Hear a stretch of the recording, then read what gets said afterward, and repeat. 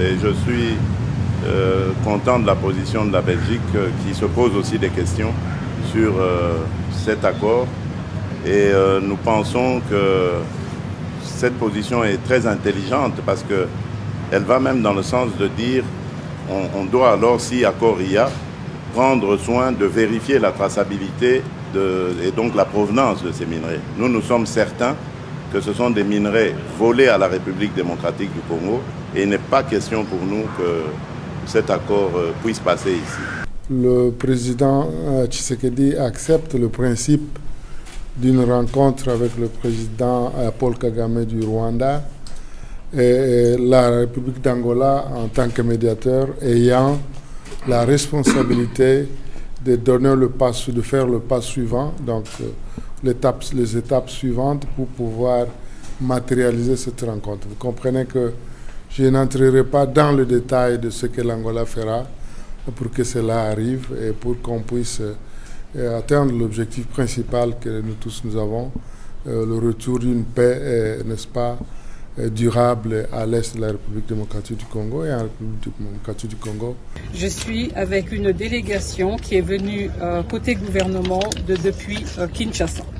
Et donc ça vous montre que le gouvernement et les Nations Unies avec la MONUSCO à l'intérieur sont ensemble pour cette visite donc dans la province du Sud Kivu, pour lequel nous sommes engagés ensemble, conjointement, pour à la fois faire le désengagement de la mission qui s'appelle MONUSCO, faire en sorte que les agences, fonds et programmes du système des Nations Unies qui sont déjà en train de travailler au Sud Kivu puissent continuer à accompagner les autorités donc au niveau de la province, et que aussi on puisse avoir, au-delà de la question du désengagement, qu'il y a une transition qu'il faut faire.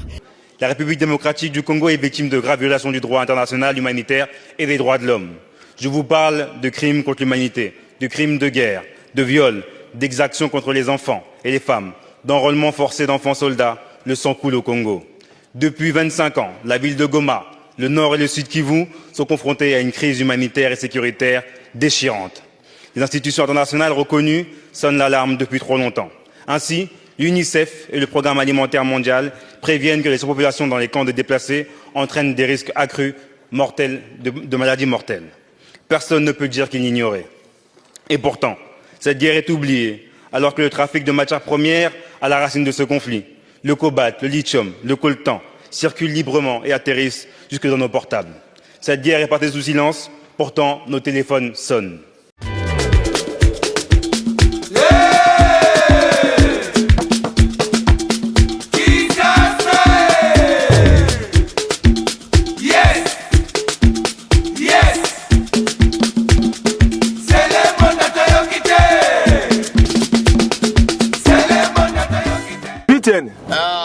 Omeli bonini esali oboye. Na meli zododo. Omeli zododo putain. Na mela ngo. Omela ngo.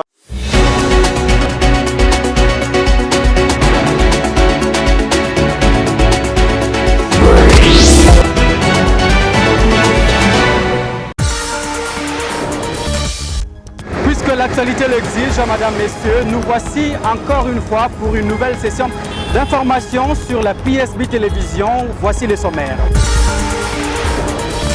Après l'étape de l'Angola, le président de la République démocratique du Congo, Félix Antoine Tshisekedi Tshilombo, est arrivé ce mercredi matin à Bruxelles, capitale de la Belgique.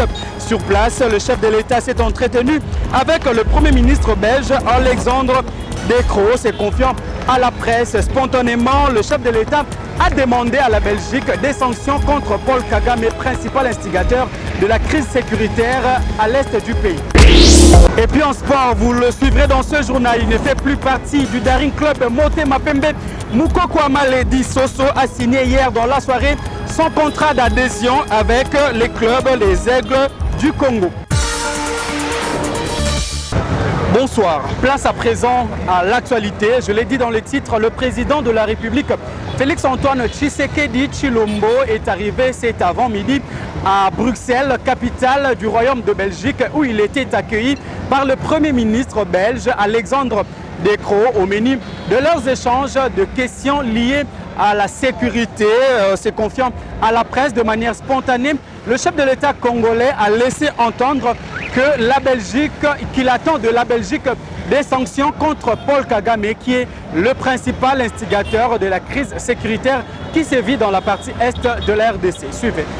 Concernant le Rwanda, ce que vous pouvez imaginer, c'est-à-dire des sanctions. Des sanctions. C'est la seule chose qui pourra faire reculer le dictateur Paul Kagame. Et je suis content de la position de la Belgique qui se pose aussi des questions sur cet accord. Et nous pensons que cette position est très intelligente parce qu'elle va même dans le sens de dire on doit alors, si accord il y a, prendre soin de vérifier la traçabilité et donc la provenance de ces minerais. Nous sommes certains que ce sont des minerais volés à la République démocratique du Congo et il n'est pas question pour nous que cet accord puisse passer ici. Bon, il y a toujours moyen d'en faire plus, mais la Belgique fait quelque chose, c'est déjà ça. Merci. Voilà. L'avenir nous le dira. Bien avant cela, les premiers des Congolais étaient à Luanda, vous le savez, où il s'est entretenu avec le président angolais et facilitateur désigné par l'Union africaine dans la résolution de la crise sécuritaire de l'Est, Joao Lorenzo. Les détails de leurs entretiens de huis clos avec le ministre angolais des Affaires étrangères, Tété Antonio. Après Addis Abeba, voici Luanda pour la poursuite des discussions sur la situation sécuritaire dans l'Est de la République démocratique du Congo, relancée au cours des mini-sommets de chefs d'État africains à marge du 37e sommet de l'Union africaine. À l'invitation de son homologue angolais Joao Lourenço, facilitateur de l'Union africaine, le président de la République Félix-Antoine Tshisekedi Tshilombo est arrivé ce mardi 27 février dans la capitale angolaise pour prendre part à une rencontre bilatérale Angola-RDC sur la crise sécuritaire et humanitaire suite à l'agression de l'Est du territoire national par le M23, la branche armée du Rwanda. C'est au palais présidentiel que la rencontre a eu lieu. Joao Lourenço accueille son homologue Félix-Antoine Tshisekedi Tshilombo par une chaude accolade. Les deux chefs d'État se retirent aussitôt après pour des entretiens de plus de 3 heures, à l'issue desquels le ministre des Relations extérieures, Tété Antonio, a fait ce bref compte-rendu. Le président Lorenço, en sa qualité de médiateur désigné par l'Union africaine, a donc reçu à Luanda son homologue et frère, le président Antoine Félix Tshisekedi Tshilombo, pour, n'est-ce pas, analyser la situation qui prévaut à l'est de la République démocratique du Congo.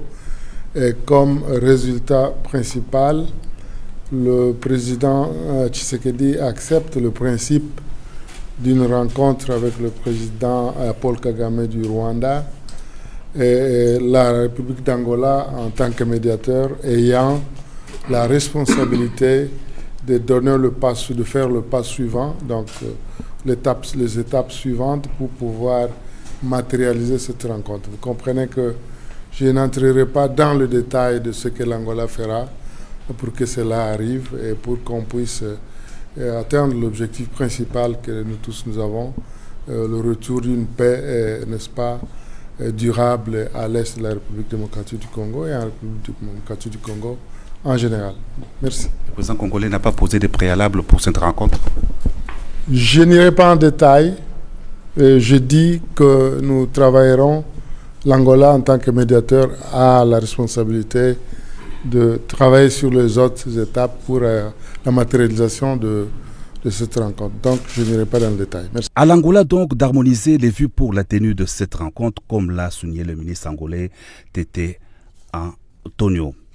Pour rappel, la position du président de la République Félix-Antoine Tshisekedi Tshilombo exprimée au mini-sommet d'Addis Abeba se résume en ce point le retrait des troupes rwandaises du territoire de la RDC, la cessation des hostilités dans l'est du pays et le cantonnement du M23. Dans la suite du président de la République à Luanda, on a noté la présence des vice-premiers ministres en charge des affaires étrangères, Christophe Lutundula, son collègue chargé de la défense nationale, Jean-Pierre Bemba, du ministre d'État, Mbusa Nyamwisi, et du haut représentant du chef de l'État, Serge Tchibangu.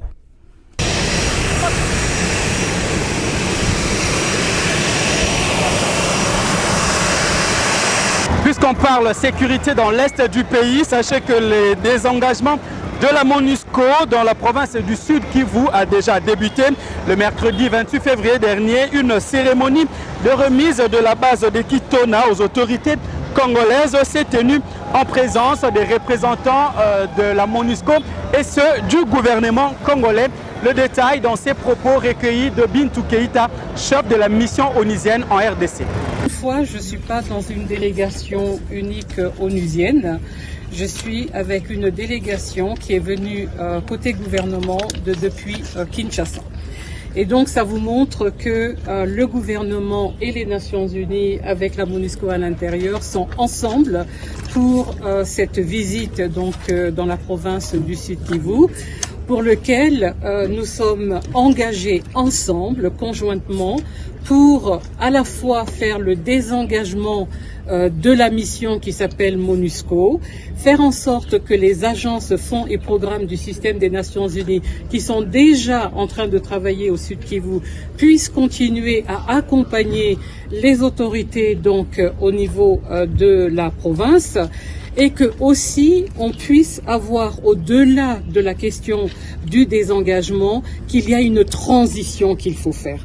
Et cette transition, c'est de transférer les responsabilités pour beaucoup de domaines où nous accompagnons l'autorité gouvernementale, que ces transferts soient faits à l'autorité gouvernementale et que les agences, fonds et programmes puissent accompagner l'autorité gouvernementale pour que la transition se passe bien et que, comme le principe le veut, qu'on se fasse là de façon responsable et de façon définitive. Toujours dans le même chapitre, des voix s'élèvent encore et encore pour dénoncer l'agression dont est victime la République démocratique du Congo de la part de son voisin, le Rwanda.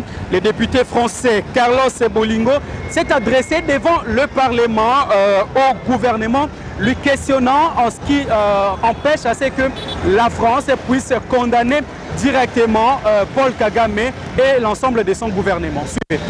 La République démocratique du Congo est victime de graves violations du droit international humanitaire et des droits de l'homme. Je vous parle de crimes contre l'humanité, de crimes de guerre, de viols, d'exactions contre les enfants et les femmes, d'enrôlement forcé d'enfants soldats. Le sang coule au Congo. Depuis 25 ans, la ville de Goma, le nord et le sud Kivu sont confrontés à une crise humanitaire et sécuritaire déchirante. Les institutions internationales reconnues sonnent l'alarme depuis trop longtemps. Ainsi, l'UNICEF et le Programme alimentaire mondial préviennent que les surpopulations dans les camps de déplacés entraînent des risques accrus de maladies mortelles. Personne ne peut dire qu'il l'ignorait. Et pourtant, cette guerre est oubliée, alors que le trafic de matières premières à la racine de ce conflit, le cobalt, le lithium, le coltan, circulent librement et atterrissent jusque dans nos portables. Cette guerre est passée sous silence, pourtant nos téléphones sonnent. En mars 2023, le président de la République, Emmanuel Macron, est venu tenir une conférence économique sur les minerais stratégiques à Kinshasa. Il a parlé d'argent, il n'a pas parlé du sang des Congolais. Le monde est-il indifférent à la souffrance africaine? Face à l'aveuglement volontaire des responsables politiques et économiques, je veux affirmer que pour nous, la vie des Congolais compte. Il y a urgence. Le M23, groupe armé directement soutenu par le Rwanda, selon les rapports des Nations Unies, s'est rapproché de Goma, ville de 2 millions d'habitants. Nous avons le devoir d'agir. Il a fallu attendre un communiqué du 20 février dernier pour que le Quai d'Orsay déclare que la France est très préoccupée par la situation et appelle le Rwanda à cesser tout soutien au M23 et à se retirer du territoire congolais. Les mots sont importants, les actes le sont plus encore. Alors, Madame la Ministre, allez-vous geler vos coopérations militaires avec le Rwanda et procéder à des sanctions économiques et diplomatiques? Plusieurs rapports, dont ceux des experts des Nations Unies, ont rapporté que le nœud de la crise sécuritaire de l'Est du pays est tout à fait économique. Prenant la parole à la conférence ministérielle de la 13e session de l'Organisation mondiale du commerce qui se tient à Abu Dhabi. Le ministre du commerce extérieur de la République démocratique du Congo, Jean-Lucien Mboussa, a sévèrement chargé le Rwanda qui exporte les minerais du sang de la RDC à travers le monde jusqu'à émerger aux statistiques export. Suivez. Possible que les minerais de sang puissent circuler librement jusqu'à émerger aux statistiques export des pays qui ne disposent d'aucun potentiel naturel y afférent. Ces propos du ministre du Commerce extérieur, Jean-Lucien Mboussa Tongboa, sont illustrés par des cas des minerais tirés de la République démocratique du Congo suite à la guerre des rapines menée par le Rwanda et qui les exporte ensuite sans entrave vers les pays membres de l'Organisation mondiale du commerce. En mission officielle à Abu Dhabi, aux Émirats arabes unis, le ministre du Commerce extérieur, Jean-Lucien Mboussa Tongboa, a pris part active à cette session de la conférence ministérielle de l'Organisation mondiale du commerce OMC. Dans sa prise de parole lundi 26 février, le ministre congolais du commerce extérieur est revenu sur la position de la République démocratique du Congo, mise en exergue dans les groupes de négociations auxquels elle fait partie, à savoir le groupe africain, les ACP et les pays moins avancés. La République démocratique du Congo voudrait toutefois attirer l'attention sur quelques questions qui la préoccupent, notamment sur les investissements, lesquels constituent un problème crucial pour les pays moins avancés. Aussi, l'accord sur la facilitation de l'investissement pour le développement devrait-il prévoir des mécanismes simples, souples, flexibles et transparents permettant l'accès aux capitaux susceptibles de booster le commerce et le développement des pays moins avancés, a conclu le ministre du Commerce extérieur de la République démocratique du Congo. Et pendant ce temps, le calme règne dans la ville de Goma et des cités environnantes. Pour preuve, le général-major Peter Chirimwami, gouverneur militaire AI de la province du Nord Kivu, a effectué une visite d'inspection sur les chantiers d'infrastructures routières dans la ville de Goma. C'était hier. Suivez plutôt ces reportages. Du Nord Kivu, le général-major Peter Chirimwami a procédé à la visite des infrastructures routières en chantier dans la ville touristique de Goma ce 27 février 2024. Le général-major Peter Chirimwami est parti de l'amorce qui mène vers le port public SNCC. Ici, les travaux d'aménagement d'un collecteur de eau ainsi que la pose de la couche des bases sont exécutés par Mongabaon. Le chef de l'exécutif a également visité les chantiers situés au quartier Katindo vers la station d'essence Nieto. Un chantier arrivé au niveau de la pose des bordures après reprofilage, étape qui précède la pose des pavés. Direction Bienheureuse à Kieshiro. 1 km 200 mètres en construction par Sokok avec la taxe conventionnelle sur le pétrole avant de visiter l'axe Université catholique La Sapienza exécuté par Trabemco. 1800 mètres en plein asphaltage avec 9 mètres de large. Un gros collecteur des eaux est en construction malgré les défis des poteaux de la SNEL. Explication avec l'ingénieur. Nous avons commencé il y a maintenant de cela 3 semaines que nous avons débuté les travaux et maintenant là on a déjà fait même le test en fait, la plaque, laisser à la plaque sur la fondation, donc la fondation sur 600 mètres est déjà finie et nous sommes sur les travaux d'assainissement. On a commencé les kinettes et les caniveaux et après cela on va maintenant entreposer la couche de base. Et après la couche de base, ça sera l'asphalte. Le gouverneur explique le gros de cette tournée. Nous sommes sur l'avenue Moto Mupenda qui va nous prendre 1800 mètres. Et donc c'est un sentiment de satisfaction parce qu'à la fin de ces grands chantiers, la population sera soulagée. En plus de développement, ces travaux soulagent le panier de la ménagère gomatracienne. Les jeunes désœuvrés, des fois ils se lancent dans n'importe quoi quand ils ne sont pas encadrés.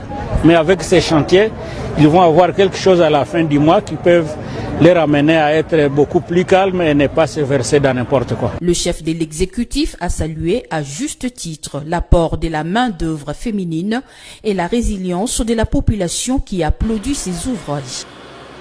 Et pendant ces temps à Kinshasa, 5 ans de servitude pénale ont été prononcés contre le bourgmestre de la commune de Makala, Baudouin Vongi, dans un arrêt rendu public hier mardi par la Cour de cassation pour avoir autorisé la destruction du mur de soutènement sur l'avenue Elenguesa. Le détail dans ces reportages. La loi est dure, mais c'est la loi et personne ne peut y échapper. Le bourgmestre de la commune de Makala est condamné à 5 ans de prison ferme pour avoir autorisé la démolition de la route Elenguesa afin de permettre à un particulier de créer un passage vers son domaine. Les 4 prévenus qui exécutaient cet ordre vont eux aussi écoper de 2 ans de prison. Le verdict est tombé ce mardi 27 février 2024 au cours d'une audience en flagrance tenue par le tribunal de grande instance de Kalamo. Le ministère public entendit en ces réquisitions d'établir en fait comme en droit l'infraction de destruction méchante mise à charge de tous les prévenus. Wangi Matomina, Mwamba Banza, Lumbala Mabika, Kasenda Misekabo et Mwamba Lumbala. En conséquence, les condamne comme co-auteurs ayant agi par participation criminelle par coopération directe à 5 ans de servitude pénale pour le prévenu Wangi Matomina et Mwamba Banza et à 2 ans de servitude pénale pour le prévenu Lumbala Mabika, Kasenda Misekabo et Mwamba Lumbala. Ordonne leur arrestation immédiate. Ordonne la confiscation des objets saisis, à savoir les marteaux, la scie à métaux, la bêche ainsi que les burins. Condamne les prévenus aux frais de la présente instance à raison d'un 5e chacun, récupérable par 10 jours de contrainte par corps. Condamne les prévenus à lui payer à titre de dommages et intérêts la somme équivalente en francs congolais de $50 000 pour tous les préjudices subis, car la somme de $1 million sollicités est exorbitante.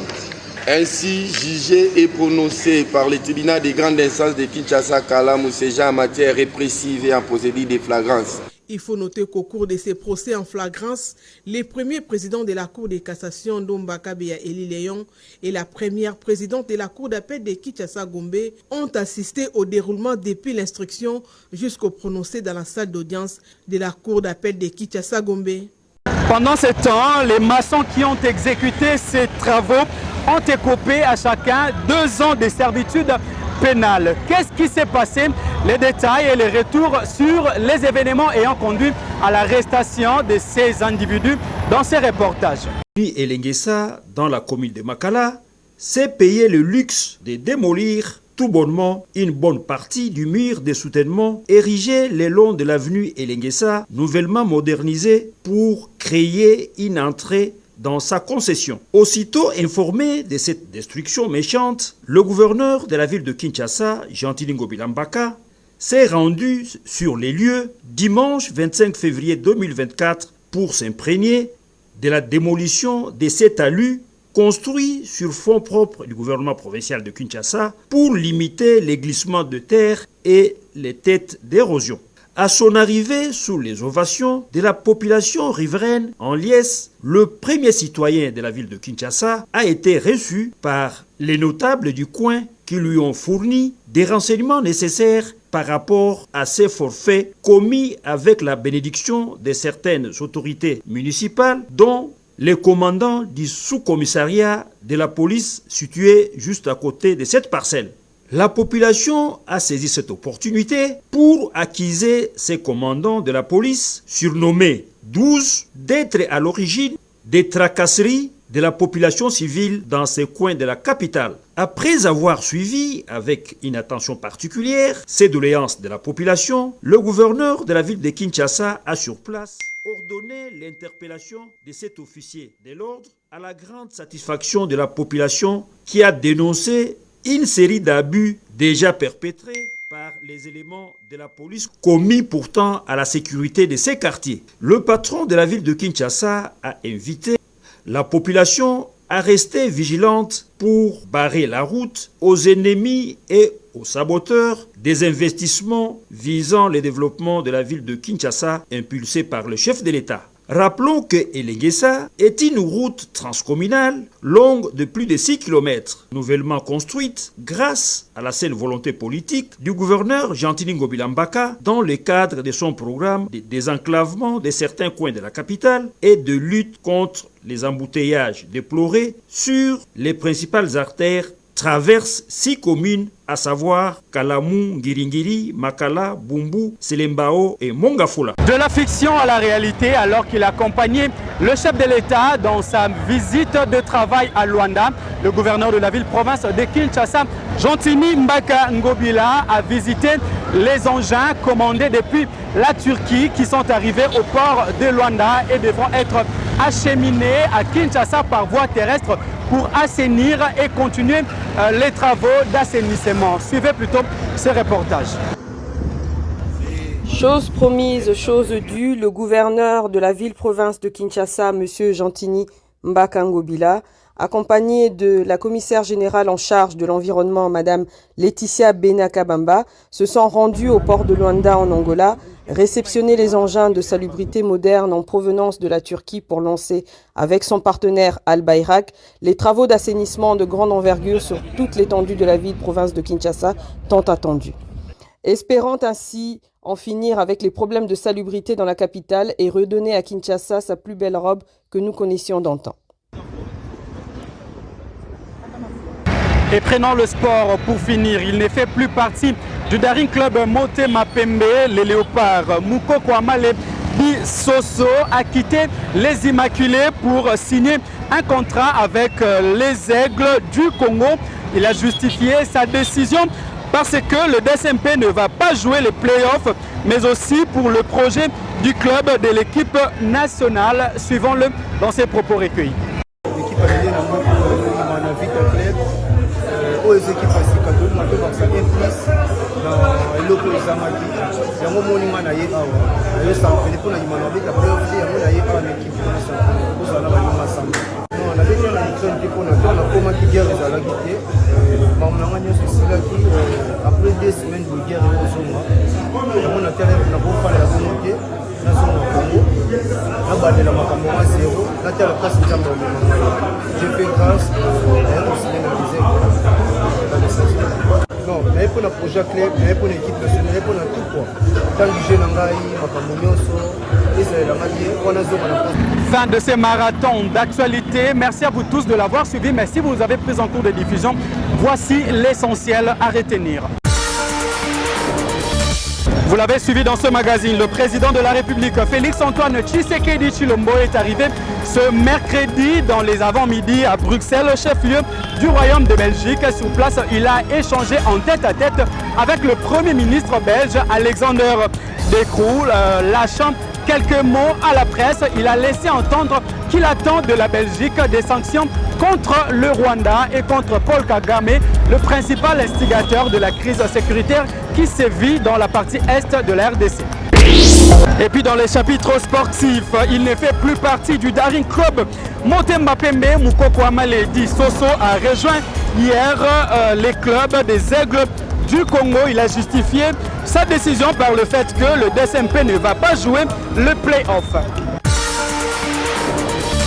Voilà, c'en est fini pour ce soir. Merci madame, merci messieurs de nous avoir suivis. Merci surtout de nous rester fidèles. Nous vous retrouverons très prochainement avec le même plaisir.